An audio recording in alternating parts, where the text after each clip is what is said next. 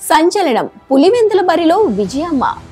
తమ్ముడు తమ్ముడే అన్న సామెత రాజకీయాల్లో స్పష్టంగా కనిపిస్తోంది. అన్నపై తమ్ముడు పోటీ చేయడం విజయవాడ పార్లమెంటు పరిధిలో కనిపిస్తోంది.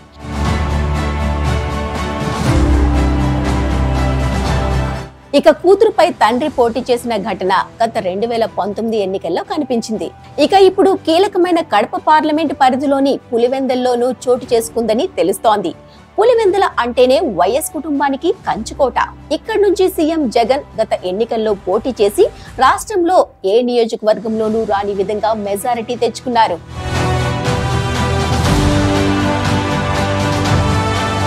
అయితే ఇప్పుడు ఇదే కడప పార్లమెంటు స్థానంలో పరిణామాలు మారిపోయాయి. కడప సీటు నుంచి కాంగ్రెస్ టికెట్ పై వైఎస్ షర్మిల పోటీ చేస్తున్నారు. ఈ ప్రభావం పులివెందుల పైన పడనుందని అంటున్నారు. ఇక ఇక్కడి నుంచే వైఎస్ కుటుంబానికే చెందిన sitting MP Avinash Reddy YCP తరపున మరోసారి బరిలోకి దిగుతున్నారు.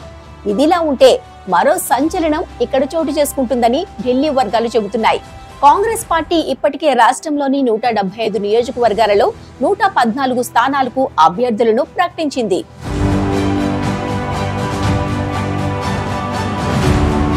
అయితే కీలకమైన పులివెందుల స్థానాన్ని ఎవరికి ప్రకటించలేదు.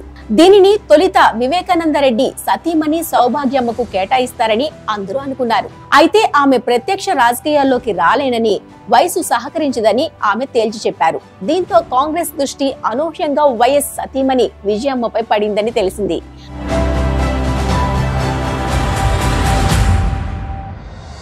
ఆమెను పులివెందుల అసెంబ్లీ స్థానం నుంచి బరిలోకి దింపాలని నిర్ణయించుకున్నట్టు తెలిసింది. ఈ విషయాన్ని స్వయంగా సోనియా గాంధీనే విజయమ్మతో చర్చించినట్టు సమాచారం.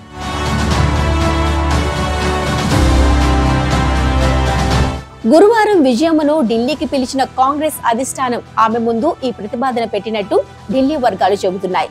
ఇప్పటికే కడప నుంచి వైఎస్ షర్మిలను పోటీకి ఒప్పించిన కాంగ్రెస్ పార్టీ పులివెందుల నుంచి విజయమ్మను దింపడం ద్వారా రాష్ట్రంలో మరింత ఇమేజ్ సంపాదించుకునే వ్యూహంగా ఎత్తుగడ్డ వేసినట్టు తెలిసింది.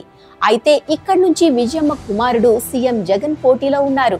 దీంతో విజయమ్మ దీనికి ఒప్పుకుంటారా అనేది ప్రశ్న.